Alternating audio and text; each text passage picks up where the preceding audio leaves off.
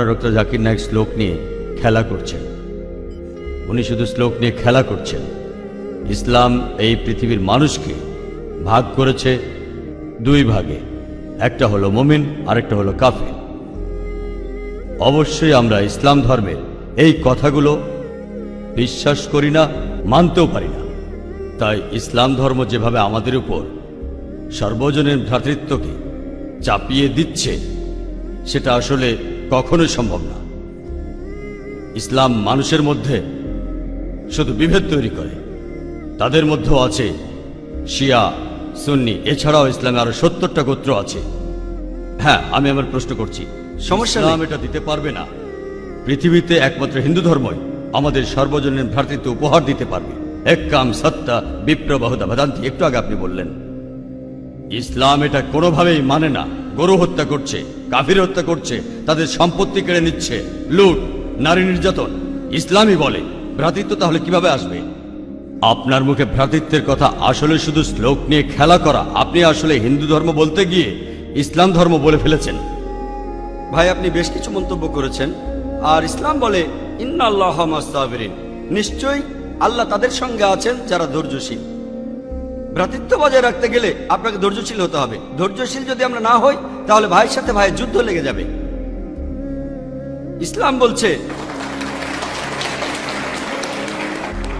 সূরা আল বাকারার 153 নম্বর আয়াতে আছে ইন্নাল্লাহ মাস-সাবিরিন, নিশ্চয়ই আল্লাহ ধৈর্যশীলদের সঙ্গে আছেন। আর ভ্রাতৃত্ব বজায় রাখতে চাইলে ধৈর্যশীল হতে হবে। আর আমি এখানে উপস্থিত গুরুজনদের শ্রদ্ধা করি। তিনি হয়তো হিন্দু ধর্ম সম্পর্কে ভালো জানেন, তবে দুঃখিত যে আমি তার সঙ্গে একমত নই। ইসলাম সম্পর্কে তার জ্ঞান কিছুটা কম। আর ওনার সাথে আমি একমত যে ইসলাম ধর্মে মানুষকে দুই ভাগে ভাগ করা হয়। একটা হলো যারা বিশ্বাসী মুমিন, আরেক দল হলো কাফির, উনি যেভাবে বললেন। আর প্রত্যেক ধর্মেই দুই প্রকার মানুষ আছে, এমনকি হিন্দু ধর্মেও হিন্দু আর অহিন্দু। খ্রিস্টান ধর্মে খ্রিস্টান আর অখ্রিস্টান। ইহুদি ধর্মে ইহুদি আর নন ইহুদি। ইসলামে মুসলমান আর অমুসলমান। তাহলে ইসলাম আলাদা হলো কি করে? আর আমি এখানে হিন্দু ধর্মের সমালোচনা করব না, আমি সমালোচনা করব না। কিন্তু আজকের এই লেকচারে আমি হিন্দু ধর্ম নিয়ে কথা বলবো, কারণ আমি বিভিন্ন ধর্মের একজন ছাত্র হিসাবে আমি বেদ পড়েছি, আমি উপনিষদ পড়েছি। তবে এখানে ছোট্ট একটা মন্তব্য করি। হিন্দু ধর্মগ্রন্থ বেদে আছে যে এই মানুষ জাতি সৃষ্টি হয়েছে সর্বশক্তিমান ঈশ্বরের 4টি অংশ থেকে। তার মাথা থেকে এসেছে ব্রাহ্মণ, বুক থেকে এসেছে ক্ষত্রিয়, আর উরু থেকে বৈশ্যরা ব্যবসায়ী জাত, আর পা থেকে শূদ্ররা বর্ণপ্রথা। আমি এটা নিয়ে মন্তব্য করতে আসিনি, আমি এটা চাই না। আমি চাই না হিন্দু ভাইদের মনে আঘাত দিতে। ইসলাম ধর্ম এটার অনুমতি দেয় না। আমি এসব নিয়ে মন্তব্য করছি না, কোনো ধর্মের সমালোচনা করছি না, আমি কারো সমালোচনা করছি না। আমি কথা বলছি না যে কোনো ধর্ম ভুল। তবে আপনি যদি ভালোভাবে বেদ পড়ে থাকেন, আপনি এখানে সবাইকে বলতে পারেন বেদে কথা বলে কিনা যে স্রষ্টার মাথা থেকে ব্রাহ্মণ এসেছে, তার বুক থেকে ক্ষত্রিয়রা এসেছে, উরু থেকে এসেছে বৈশ্যরা ব্যবসায়ী জাত, বিদ্বান গোত্র, যোদ্ধা গোত্র, ব্যবসায়ী গোত্র, শূদ্র। শূদ্ররা হলো সবচেয়ে নিম্নবর্ণের। আর ডক্টর আম্বেদকর এটা নিয়ে বই লিখেছেন। আমি সব খুলে বলছি না। হিন্দু ধর্ম আমি ভালোভাবে পড়েছি। আমি হিন্দু ধর্মের অনেক কিছু শ্রদ্ধা করি, বেশ কিছুর ব্যাপারে একমত নয়, এটা আমাকে আপনি বলতে বাধ্য করলেন। পবিত্র কোরআনে সূরা আনামের 108 নম্বর আয়াতে আছে তাহাদিগকে গালি দিও না আল্লাহকে ছাড়িয়ে তাহারা যাহাদিগকে ডাকে, কেননা অজ্ঞানতাবশত তাহারা গালি দিবে আল্লাহ সুবহানাহু ওয়া তাআলাকে। এখানে আমি হিন্দু ধর্মের ভালো দিকগুলো নিয়ে বলেছি। কথাটা হলো তারা এক ঈশ্বরের ধারণায় বিশ্বাস করে। আপনার প্রশ্নের ব্যাপারে বলি যে আপনি বলেছেন মুসলিমরা তারা মানুষ খুন করে, এছাড়াও তারা হত্যা করে। আপনি বললেন গরু, ঠিক আপনি কথা বলেছেন। এই সবগুলো অভিযোগের উত্তর দেওয়া দরকার। সময় এখানে কম, কয়েকটার উত্তর দিচ্ছি। অন্য কেউ প্রশ্ন করেন, আপনাদের সবার ভুল ধারণাগুলো আমি ভেঙে দেব, আমারও ভালো লাগবে। আর ভুল ধারণাগুলো ভাঙিয়ে দিলেই তারা ইসলামকে ভালোভাবে বুঝতে পারবে।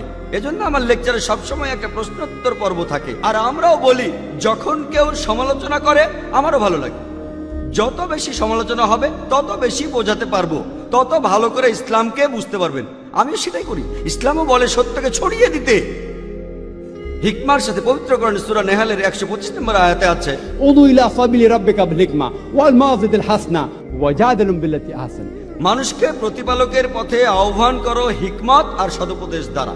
আর উহাদের সহিত তর্ক করিবে সবচেয়ে উত্তম পন্থায়। যখন বলা হয় আমরা আমিষ খেতে পারবো কিনা, গরু ছাগল কোরবানি দেয় ইত্যাদি, আর অনেক অমুসলিমই বলবে মুসলমান আপনারা সবাই নিষ্ঠুর মানুষ, প্রাণী হত্যা করেন। ভাই আপনাদের আমি বলি, একজন মুসলমান খুব ভালো মুসলমান হতে পারে, এমনকি যদি সে পুরোপুরি ভেজিটেরিয়ান হয়। এটা বলা হয়নি যে আপনাকে অবশ্যই ভেজিটেরিয়ান হতে হবে ভালো মুসলিম হতে গেলে, কিন্তু পবিত্র কোরআনে অনেকবারই বলা হয়েছে যখন তুমি মাংস খেতে পারো তখন মাংস খাবে না কেন। পবিত্র কোরআনে সূরা মাইদার 1 নম্বর আয়াতে উল্লেখ আছে, বলা হয়েছে যে ইয়া আইয়ুহাল্লাযিনা আমানু, হে মুমিনগণ, তোমাদের অঙ্গীকার পূর্ণ করিবে আর তোমাদের জন্য কিছু চতুষ্পদ প্রাণীকে হালাল করা হইয়াছে আর কিছু প্রাণী হারাম। পবিত্র কোরআনে সূরা নাহলের 5 নম্বর আয়াতে উল্লেখ আছে যে আল্লাহ চতুষ্পদ জন্তু সৃষ্টি করিয়াছেন যাহাতে তোমরা শীত নিবারণ করিতে পারো এবং উহাতে বহু উপকার রহিয়াছে এবং উহা হইতে তোমরা আহার করিয়া থাকো। পবিত্র কোরআনে সূরা মুমিনুনের 21 নম্বর আয়াতে উল্লেখ আছে তোমরা চতুষ্পদের মাংস আহার করতে পারো। আমরা জানি যে আমিষে, এখানে অনেক ডাক্তার আছেন, আমি একজন মেডিকেল ডাক্তার, এতে অনেক প্রোটিন আছে, প্রচুর আয়রন আছে, আর এগুলো খুবই সুস্বাদু। আর এইসব আমিষ জাতীয় খাবারে আপনি যে প্রোটিন পাবেন, এই পরিমাণ প্রোটিন আর কোথাও পাবেন না, আপনি পাবেন না। নিরামিষের মধ্যে সয়াবিনে আপনি সবচেয়ে বেশি প্রোটিন পাবেন, সেটাও আমিষের প্রোটিনের চেয়ে অনেক কম। আর এবার আমি গরু হত্যা নিয়ে কিছু কথা বলি। যদি হিন্দু ধর্মগ্রন্থগুলো পড়েন, আমি এখানে কোন ধর্মের সমালোচনা করছি না, ভাই একটা প্রশ্ন করেছেন তাই আমাকে সত্য কথাটা বলতে হবে। হিন্দু ধর্মে আমিষ খাওয়ার অনুমতি দেওয়া হয়েছে।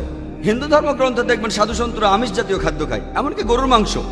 পরবর্তীতে অন্যান্য বেশ কিছু ধর্মের প্রভাবে, যেমন ধরুন জৈন ধর্ম ইত্যাদি, মানুষের উপর অহিংসার দর্শনের প্রভাব এসে পড়লো, তারা প্রাণী হত্যা বাদ দিল, তারা এই দর্শনটাকে তাদের জীবনধারায় যোগ করলো।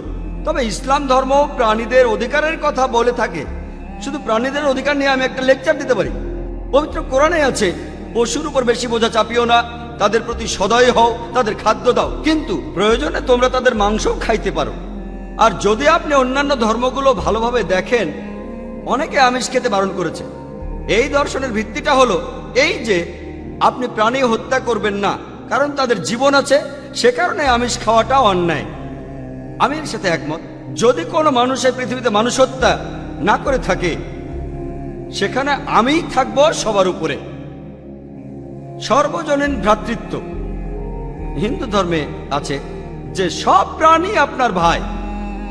প্রত্যেক প্রাণী, হোক সে সাপ, পাখি অথবা পতঙ্গ। আমি আপনাদের একটা প্রশ্ন করছি যে কোন মানুষটা হাজার হাজার ভাইকে না মেরেও 5 মিনিটের জন্য বেঁচে থাকতে পারে?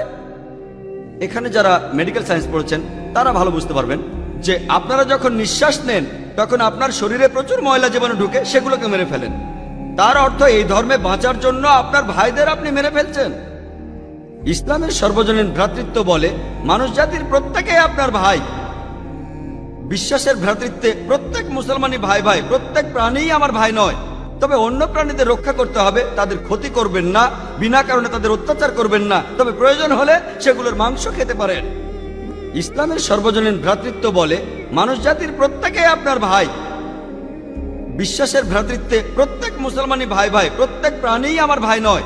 তবে অন্য প্রাণীদের রক্ষা করতে হবে, তাদের ক্ষতি করবেন না, বিনা কারণে তাদের অত্যাচার করবেন না, তবে প্রয়োজন হলে সেগুলোর মাংস খেতে পারেন।